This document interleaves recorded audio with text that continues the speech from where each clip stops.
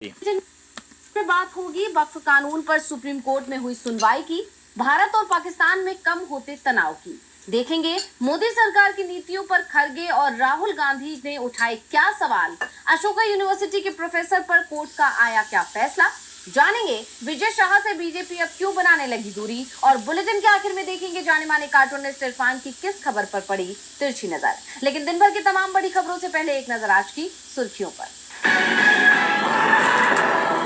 BJP ने share किया राहुल गांधी का पोस्टर, राहुल की पाकिस्तान जनरल से की तुलना, कांग्रेस ने पलटवार कर पीएम के पाकिस्तान दौरे पर उठाए सवाल।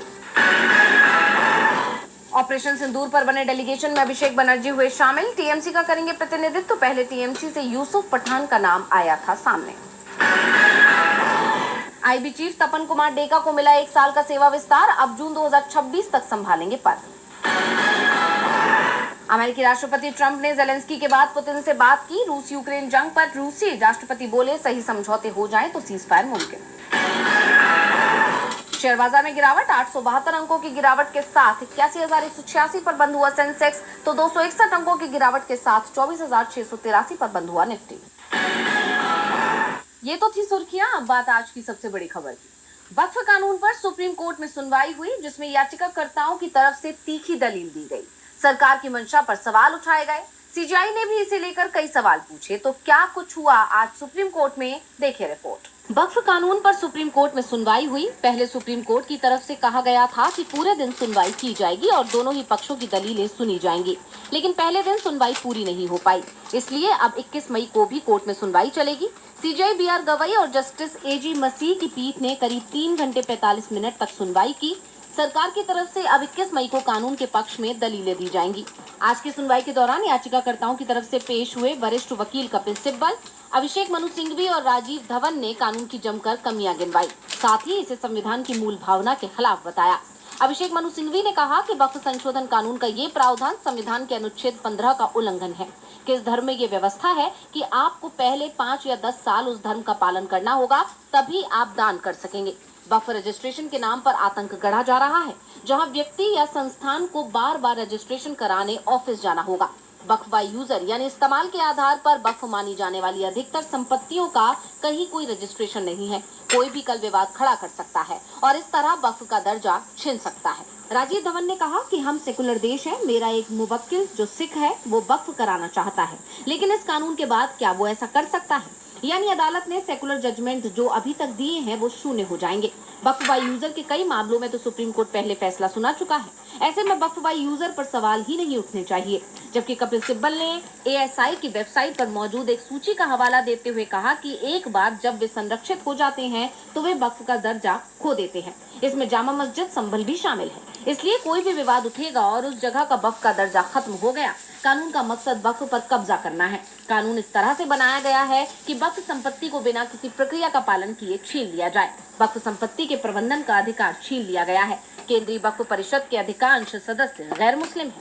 नए कानून की धारा 9, इसमें 12 गैर मुस्लिम और 10 मुस्लिम हैं। पहले ये सभी मुस्लिम थे, अब ये सभी मनोनीत हैं। वक्फ कानून पर कानूनी घमासान मचा हुआ है, तो भारत और पाकिस्तान के बीच भी टकराव थमता नहीं दिख रहा है। सीजफायर हो चुका है, लेकिन बॉर्डर पर अभी भी दोनों ही देशों की सेनाएं आमने सामने। पाकिस्तान के पीएम शहबाज शरीफ अभी भी बड़े बड़े दावे कर रहे हैं, तो इंडियन आर्मी ने भी उन्हें तीखा जवाब दिया है। हिंदुस्तान और पाकिस्तान के बीच सीजफायर को लेकर अब पाकिस्तान की मीडिया की तरफ से बड़ा दावा किया गया है। जियो टीवी ने पाकिस्तान की सरकार के हवाले से बताया कि हिंदुस्तान और पाकिस्तान की सेनाएं 30 मई तक शांतिकाल की स्थिति में लौटने को तैयार हो गई हैं। इंडियन आर्मी की तरफ से ये साफ कर दिया गया है कि दोनों ही देशों के बीच सीजफायर अनिश्चितकाल तक के लिए लागू किया गया है और अब हालात सामान्य होने के बाद अटारी वाघा, हुसैनीवाला और सादगी बॉर्डर पर बीएसएफ जवानों और पाकिस्तानी रेंजर्स के बीच रिट्रीट सेरेमनी फिर से शुरू हो गई है। इस समारोह में दोनों ही देश अपने झंडे को उतारते हैं। फिलहाल झंडे को उतारने के समय गेटों को नहीं खोला जाएगा और न ही बीएसएफ और रेंजर्स के बीच पारंपरिक हाथ मिलाए जाएंगे। यानी बॉर्डर पर शांति है, लेकिन तनाव बना हुआ है। और इस बीच पाकिस्तान के प्रधानमंत्री शहबाज शरीफ का बयान सामने आया है। शरीफ ने कहा कि हिंदुस्तानी नौसेना का aircraft carrier INS Vikrant Pakistan के 400 समुद्री मील करीब पहुंच गया था, लेकिन पाकिस्तानी नौसेना की तैयारियों को भांपकर विक्रांत पीछे हट गया। जबकि ना तो पाकिस्तान की वायुसेना और ना ही उनकी तरफ से छोड़ी गई कोई मिसाइल हिंदुस्तान को कोई नुकसान पहुंचा पाई है। उल्टा हिंदुस्तान ने पाकिस्तान के लगभग सभी एयरबेस को तबाह कर दिया था, जिसके बाद पाकिस्तान सीज फायर को तैयार हुआ। इसे लेकर इंडियन आर्मी की तरफ से शरीफ को जवाब भी दिया गया है। इंडियन आर्मी ने कहा कि हमारे पास इतनी ताकत है कि हम पाकिस्तान के किसी भी हिस्से को निशाना बना सकते हैं। Air defence chief lieutenant general Sumer Ivan ने कहा कि चाहे पाकिस्तानी सेना अपना मुख्यालय रावलपिंडी से हटाकर खैबर पख्तूनख्वा तक कहीं और क्यों न ले जाए, वो हमारे रेंज में ही रहेगा। जबकि इजराइल में हिंदुस्तान के राजदूत जेपी सिंह ने कहा कि ऑपरेशन सिंदूर अभी खत्म नहीं हुआ है, सिर्फ रोका गया है। अब हिंदुस्तान के तीखे तेवरों से पाकिस्तान बैकफुट पर दिखाई दे रहा है। भारत और पाकिस्तान के बीच तनाव कम जरूर हुआ है, लेकिन ये अभी पूरी तरह दूर नहीं हुआ है। एक भी चिंगारी जंग का रूप ले सकती है। तो इस टकराव के बीच कांग्रेस की तरफ से मोदी सरकार पर कई सवाल उठाए गए हैं। कांग्रेस नेता राहुल गांधी और मल्लिकार्जुन खड़गे ने सरकार पर तीखा हमला बोला। तो क्या कहा कांग्रेस नेताओं ने, देखिए रिपोर्ट। कर्नाटक के विजयनगर में समर्पण संकल्प रैली में कांग्रेस अध्यक्ष मल्लिकार्जुन खड़गे और पार्टी सांसद राहुल गांधी ने प्रधानमंत्री नरेंद्र मोदी और बीजेपी पर तीखा हमला बोला। खड़गे ने कश्मीर में सुरक्षा को लेकर पीएम पर सवाल उठाए। उन्होंने कहा कि अगर पीएम ने 17 अप्रैल को सुरक्षा कारणों से अपनी कश्मीर यात्रा रद्द की, तो पर्यटकों को वहां जाने की इजाजत क्यों दी गई। खड़गे ने दावा किया कि अगर पुलिस के जरिए सूचना दी होती तो 26 लोगों की जान बच सकती थी। उन्होंने बीजेपी पर सेना का अपमान करने का भी आरोप लगाया। खड़गे ने कहा कि कर्नल सोफिया कुरैशी को बीजेपी के एक मंत्री ने पाकिस्तान का एजेंट कहकर अपमानित किया, लेकिन पीएम ने कोई कार्रवाई नहीं की। उन्होंने मंत्री के इस्तीफे की मांग की और कहा कि बीजेपी पहले अपने गद्दारों को बाहर करे। खड़गे ने पाकिस्तान को कमजोर बताते हुए कहा कि वो चीन के सहारे भारत में अस्थिरता फैलाने की कोशिश करता है, लेकिन देशवासी इसका जवाब देंगे। इस मौके पर राहुल गांधी ने 1,11,111 लोगों को उनके घर के मालिकाना हक के डिजिटल दस्तावेज सौंपे। उन्होंने कहा कि 2023 के चुनाव में कांग्रेस ने 5 गारंटी देने का वादा किया था, जो उसने पूरा किया। बीजेपी ने कहा था कि कांग्रेस ऐसा नहीं कर पाएगी, लेकिन हमने करके दिखाया। राहुल ने कहा कि बीजेपी कुछ अरबपतियों को फायदा पहुंचाती है, जबकि कांग्रेस लोगों का पैसा लोगों को लौटाती है। उन्होंने कहा कि बीजेपी रोजगार खत्म करती है, जबकि कांग्रेस रोजगार पैदा करती है। यानी देखा जाए तो कर्नाटक में कांग्रेस के दोनों ही दिग्गजों ने बीजेपी पर जमकर निशाना साधने का काम किया। कांग्रेस नेताओं ने सरकार पर सवाल उठाए, लेकिन सरकार जवाब देने को तैयार नहीं है। लेकिन जब एक प्रोफेसर की तरफ से बीजेपी और मोदी सरकार पर सवाल उठाए गए तो उसे गिरफ्तार कर लिया गया। अशोका यूनिवर्सिटी के प्रोफेसर की गिरफ्तारी को लेकर लगातार विरोध बढ़ता जा रहा है और आज सुप्रीम कोर्ट में भी इस मामले में सुनवाई होनी थी, जो कि टल गई। अशोका यूनिवर्सिटी के प्रोफेसर अली खान महमूदाबाद के ऑपरेशन सिंदूर को लेकर दिए गए बयान पर जिला अदालत में सुनवाई हुई, जहां उन्हें कोई राहत नहीं मिली और सोनीपत की जिला अदालत ने प्रोफेसर को न्यायिक हिरासत में भेज दिया है। अदालत ने मामले की अगली सुनवाई 27 मई को तय की है। उनके खिलाफ 2 FIR दर्ज की गई हैं और अदालत में पेश किए जाने के बाद उन्हें 14 दिनों की न्यायिक हिरासत में भेज दिया गया। Still trading without real-time data? Social media पर ऑपरेशन सिंदूर को लेकर टिप्पणी करने के आरोप में खान को दिल्ली पुलिस ने उन्हें ग्रेटर कैलाश स्थित उनके आवास से हिरासत में लिया था और बाद में सोनीपत पुलिस को सौंप दिया था। अब प्रोफेसर के खिलाफ इस सेक्शन का अशोका यूनिवर्सिटी फैकल्टी एसोसिएशन और छात्रों ने जमकर विरोध किया है और गिरफ्तारी के बाद प्रोफेसर अली खान महमूदाबाद का बचाव किया। फैकल्टी एसोसिएशन ने प्रोफेसर अली खान महमूदाबाद की गिरफ्तारी की निंदा करते हुए एक बयान जारी किया, जिसमें उनके खिलाफ लगाए गए आरोपों को निराधार और अपुष्ट बताया गया। महमूदाबाद के समर्थन में विश्वविद्यालय के छात्रों ने कहा कि उनकी गलत तरह से गिरफ्तारी न केवल अकादमिक स्वतंत्रता का उल्लंघन है, बल्कि उन सिद्धांतों का भी उल्लंघन है जो उन्होंने हमें सिखाए और जिनके लिए वो खड़े थे। इसके अलावा कांग्रेस, माकपा, AIMIM और तृणमूल कांग्रेस ने भी महमूदाबाद के खिलाफ पुलिस कार्रवाई की निंदा की है। वहीं ये मामला सर्वोच्च न्यायालय पहुंच चुका है। कोर्ट ने अली खान महमूदाबाद की याचिका पर तत्काल सुनवाई करने पर सहमति जता दी है। अब देखना होगा मामले में सुप्रीम कोर्ट का रुख क्या रहता है। ऑपरेशन सिंदूर को लेकर प्रोफेसर अली ने पोस्ट किया था। इसमें बीजेपी पर सवाल उठाए थे और ये सवाल प्रोफेसर अली पर ही भारी पड़ गए। उन्हें गिरफ्तार कर लिया गया, लेकिन बीजेपी के जिस मंत्री ने आर्मी की कर्नल सोफिया कुरैशी को आतंकियों की बहन बता दिया, उसे बचाने की जरूर कोशिश हो रही है। सुप्रीम कोर्ट के आदेश पर जरूर SIT बनी है, लेकिन सवाल ये उठ रहे हैं कि क्या बीजेपी का मंत्री गिरफ्तार होगा। देखेंगे रिपोर्ट। मंत्री विजय शाह को लेकर सुप्रीम कोर्ट की सख्ती के बाद मध्य प्रदेश की मोहन सरकार बैकफुट पर आ गई है। यही वजह है कि अब सरकार अपने ही मंत्री से दूरी बना रही है। ऐसे कयास तब लगने लगे जब विजय शाह सरकार की कैबिनेट मीटिंग से गायब रहे। दरअसल इंदौर के राजवाड़ा महल में मोहन सरकार की कैबिनेट बैठक बुलाई गई थी, जिसमें मंत्री विजय शाह शामिल नहीं हुए। इस चर्चा ने जोर तब पकड़ लिया जब मीटिंग से पहले करवाए गए फोटोशूट की तस्वीर सामने आई और इसमें विवादों में घिरे मंत्री विजय शाह नजर नहीं आए, जिसके बाद से कयास लग रहे हैं कि क्या सुप्रीम कोर्ट की सख्ती और विपक्ष के विरोध प्रदर्शन के चलते मोहन यादव सरकार दबाव में आ गई है। यही वजह है कि अब बीजेपी सरकार अपने ही मंत्री से दूरी बना रही है।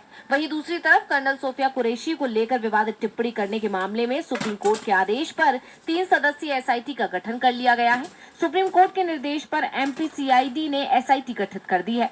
Sagar IG Pramod Sharma, PHQ SAF DIG Kalyan Chakraborty और डिंडोरी एसपी वाहिनी सिंह इस पूरे मामले की जांच करेंगी।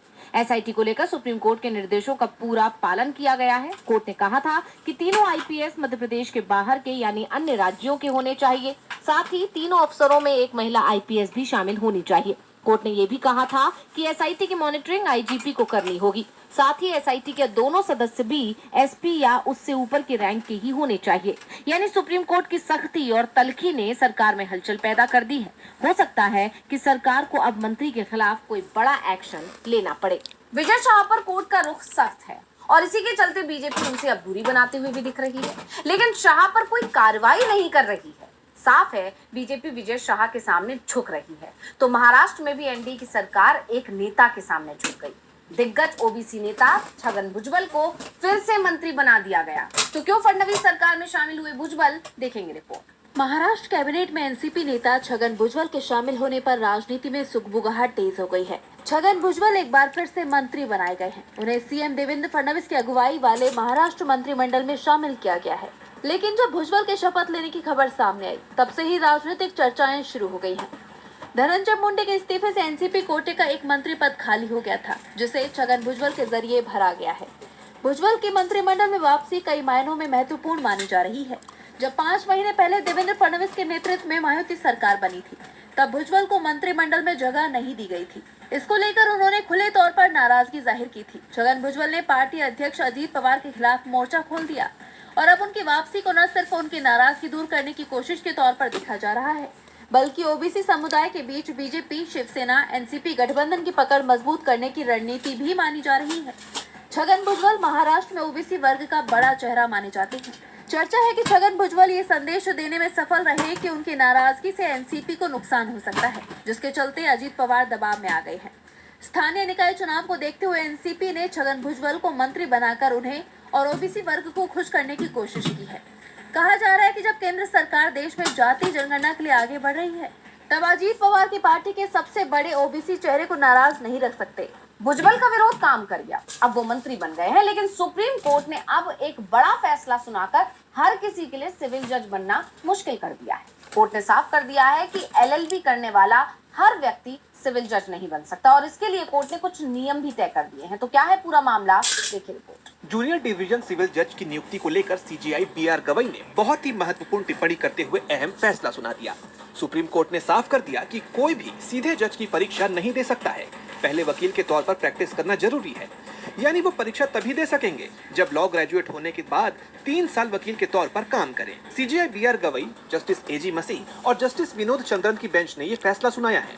सीजीआई गवई ने कहा कि सीनियर डिवीजन सिविल जज की नियुक्ति में जूनियर सिविल जजों के लिए 25% विभागीय आरक्षण है। हालांकि इसके साथ ही कोर्ट ने ये साफ कर दिया कि 3 साल की अवधि को नामांकन की तारीख से माना जा सकता है। ये शर्त उन परीक्षाओं पर लागू नहीं होगी जिनकी प्रक्रिया हाई कोर्ट ने शुरू कर दी है। फिलहाल इन परीक्षाओं में शामिल होने वाले उम्मीदवारों पर सुप्रीम कोर्ट का ये नियम लागू नहीं होगा, लेकिन आगे होने वाली परीक्षाओं में ये शर्त उम्मीदवारों को पूरी करनी होगी।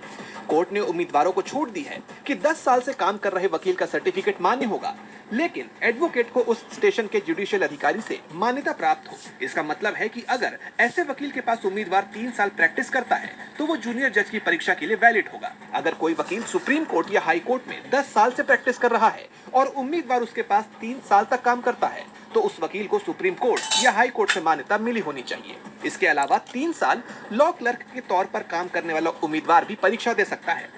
सुप्रीम कोर्ट का मानना है कि ऐसे लॉ ग्रेजुएट को सिविल जज जैसे पद पर शामिल करना मुश्किल पैदा कर सकता है जिसने एक दिन भी लीगल प्रैक्टिस ना की हो।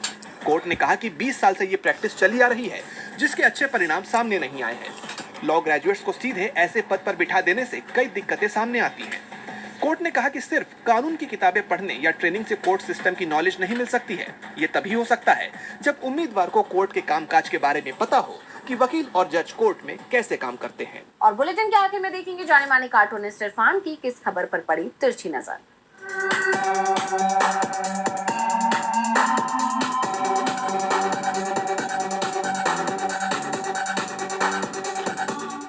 इसे कहते हैं दोस्ती।